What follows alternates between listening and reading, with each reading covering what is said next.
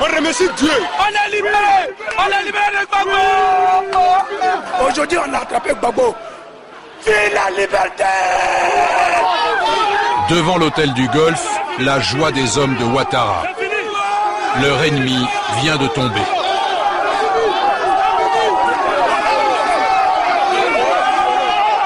La Côte d'Ivoire s'est libérée. On est libéré de Laurent Gbagbo. On est libéré de la dictature. On est libéré du sang. On est libéré du mensonge. On est libéré de la mort. L'arrestation s'est produite quelques minutes plus tôt. Les hommes de l'armée républicaine avaient comme consigne impérative de prendre Gbagbo vivant. Alors non seulement on ne le tue pas, mais on le protège, on l'affuble d'un gilet pare-balles, d'un casque lourd. C'est ta femme. Simone, l'épouse du président déchu, est traitée avec moins d'égards. Quant à son fils Michel, il échappe de peu au lynchage.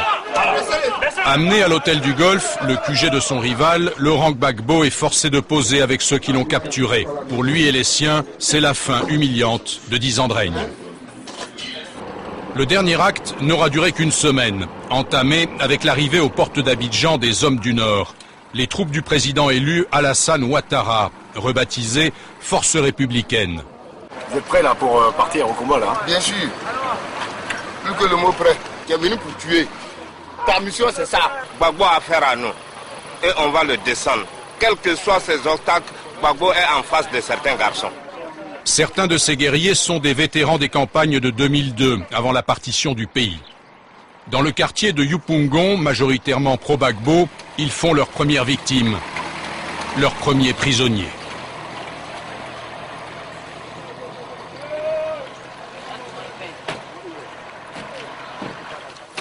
On t'a pas dit de ne pas parler encore. Tu veux dire quoi? On t'a pas dit de ne pas parler encore. Faut parler encore.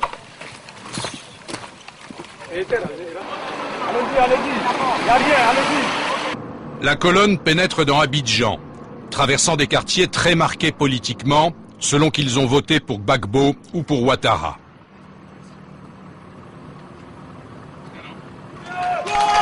Au passage des soldats, quelques acclamations fusent.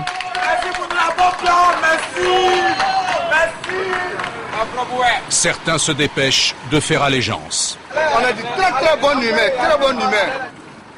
La colonne, forte de 5000 hommes, arrive à l'hôtel du Golfe. C'est là que depuis 4 mois, Alassane Ouattara, président élu et reconnu par la communauté internationale, attend que son rival lui cède la place. Les pressions ayant échoué, Ouattara compte désormais sur ses fusils pour y parvenir. Vous avez vu des cousins? Entre l'hôtel du Golfe et la résidence où s'est retranché Gbagbo, il y a moins de 2 kilomètres. C'est les gens de la résidence qui tirent dans notre direction. Où est Lola? Vous avez essayé de progresser par là? On progresse vers ce côté-là et ratisser un peu le quartier qui est là jusqu'au campus et occuper la position. Envoyez RPG! Mets-toi ici là, faut balancer devant là-bas. Faut t'avancer. Avance-toi. Avancez! Dès leur premier assaut, les hommes de Ouattara sont accrochés. Désorganisés, mal armés et mal commandés, ils sont cloués sur place, incapables de tenir leur position. Ils ont dans leur viseur la résidence présidentielle, mais pour autant l'objectif n'est pas à leur portée. Et ils subissent leur première perte.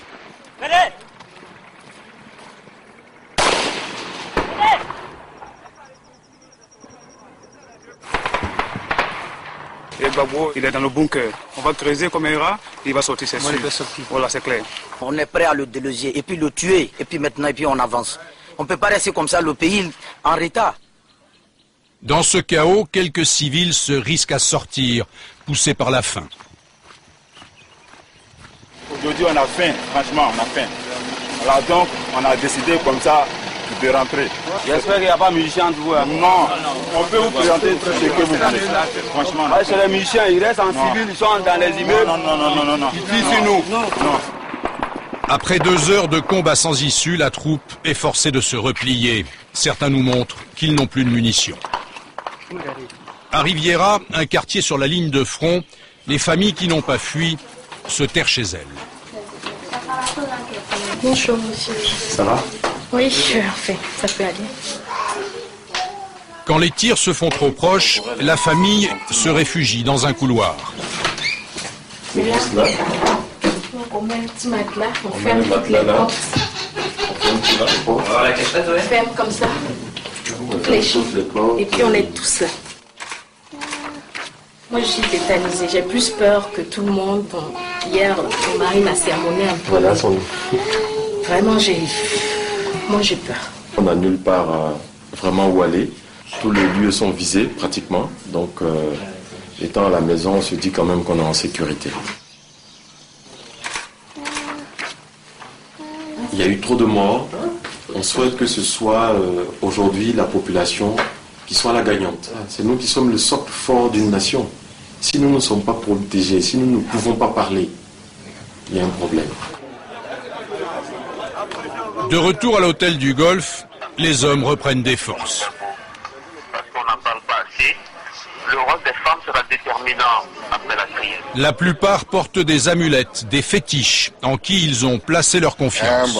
Ça sert à quoi ça? Ce sont mes gris-gris qui me protègent contre les balles, les obus, par la grâce de bon Dieu. Des gris-gris pas toujours très efficaces. Nous sommes tombés dans une embuscade des munitions au niveau de l'école de gendarmerie et c'est là que j'ai reçu ce balle. Sur le court de tennis, quelques prisonniers attendent d'être fixés sur leur sort. À défaut d'avoir remporté la victoire, les soldats ont rapporté quelques réconfortants de leur première virée en ville. De quoi améliorer l'ordinaire. Le riz avec la sauce préparé par la cantinière de la troupe. La cause est tellement juste et noble que bon. Vous les aidez en les nourrissant? Oui, en les nourrissant. C'est le moins qu'on puisse faire de toutes les façons. Pendant ce temps, à l'hôtel, le président Ouattara reçoit le délégué des Nations Unies, les ambassadeurs de France et des États-Unis. Il est désormais le seul interlocuteur. Plus question de discuter avec Laurent Gbagbo. Il n'y a aucune négociation avec M. Laurent Gbagbo. M. Laurent Gbagbo n'existe plus. M. Laurent Gbagbo est enfermé dans sa cave. Il n'existe plus. Par l'intermédiaire de sa télé, Ouattara appelle au ralliement les derniers officiers qui soutiennent encore son rival. Et les voici qui arrivent se mettre au service de la victoire. C'est une réunion de prise de contact. Nous sommes des officiers à sa disposition. Donc nous venons saluer le chef suprême des armées guinéennes. Rassemblement. Sous les ordres du colonel Ouattao, les forces républicaines vont partir en patrouille, sécuriser les quartiers de Cocody et Riviera. Et le moral! Et le moral! Nous ne sommes pas des miliciens. Nous sommes l'armée républicaine. Les gendarmes, les policiers, les militaires, les hauts frères, les douaniers sont nos frères. Ils nous ont rejoints. Ça c'est vrai. Il faut qu'on soit tous ensemble pour réunifier la Côte d'Ivoire et pour que la Côte d'Ivoire puisse marcher bien. Et ça commencera aujourd'hui. Le message est-il bien passé, ainsi que l'ordre de ne plus se livrer au pillage? Pas sûr. Ces combattants sont des broussards qui ne connaissent pas Abidjan. Et puis les habitudes sont dures à perdre. La preuve, arrivés à Cocody et pris sous le feu de quelques snipers, les soldats du colonel Ouattao décident de se faire un bouclier de ces hommes. Des civils raflés dans la rue. La patrouille commence. Les hommes progressent sous la protection de leurs otages. Ne fais pas confiance à les arbres là. Sortez! Ouais, avance, laisse. Venez, venez, citoyens, venez. Venez ici. Venez. Avancez, avancez. Rien n'est à venir. On est venu acheter du pain. C'est pas grave, venez, venez là. Avancez là. Chaque civil aperçu est un suspect. Venez bien. Ça va pas lever la puce. Levez la puce, on va. Toutes les deux puces. Les soldats saisissent les puces des portables. La batterie. Vous prenez les puces portables, pourquoi? Pour ne pas qu'ils communiquent avec les ennemis. Ah non. Merci beaucoup. Okay. Ça va, il y a des tirs dans le coin, il y a beaucoup de tirs. Oh, c'était là-bas, mais nous on ne sort pas, on n'avait pas de pain, donc on est sorti pour acheter du pain. On n'a rien à manger, voilà, c'est tout. Ne panique pas. Ne panique pas. La demi-heure qui suit est de pure folie. Sans savoir qui leur tire dessus, les hommes déchargent leurs armes n'importe où et dans toutes les directions.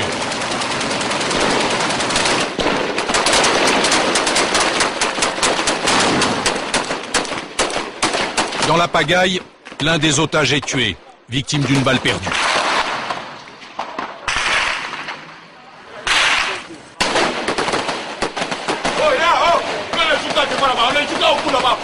Vous tirez sur les gens, il y a quoi? Il y a quoi même?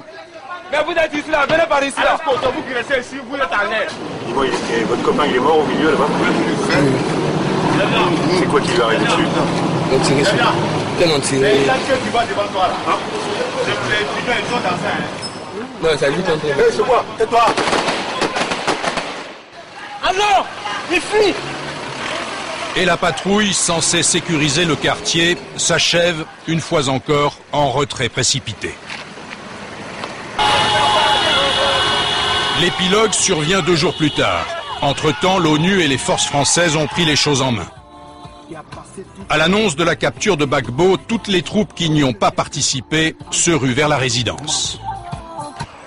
Les canons français ont ouvert une brèche, mis le feu au bâtiment, forçant Gbagbo à la reddition.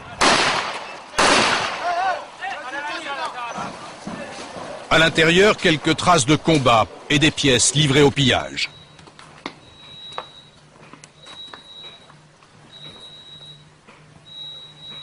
Allez, allez, Asso, viens, viens. Viens. Bon. Voici la chambre du couple Gbagbo.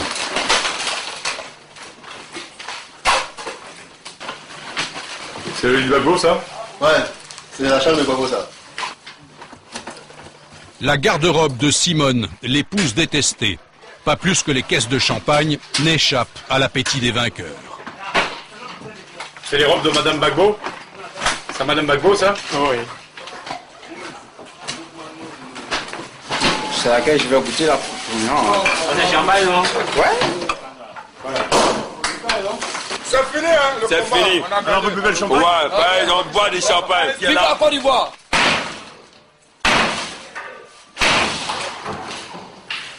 L'escalier qui mène au sous-sol, au bunker, où Gbagbo et les siens ont passé les derniers jours. Noyés dans la fumée, inondés, voici le poste de garde. La buanderie. Il y a quelqu'un par là?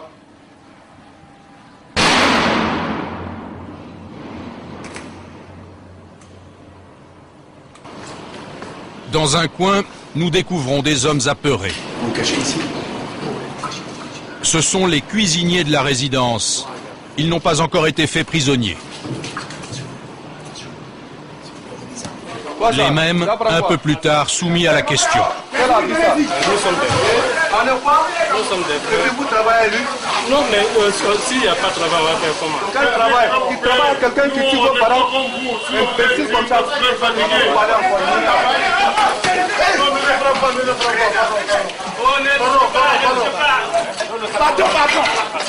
Ouattara est vainqueur, mais la tâche qui l'attend est immense. Il devra faire rentrer ses hommes dans le rang pour éviter représailles et règlement de compte. Oui. Attends, je suis un peu occupé là, mais... Il devra faire oublier qu'il doit sa victoire à la France et à ses armes, autant qu'à ses soudards. Tu peux dire à Bernard que pour l'instant... Le jour est encore loin qui verra les Ivoiriens se réconcilier.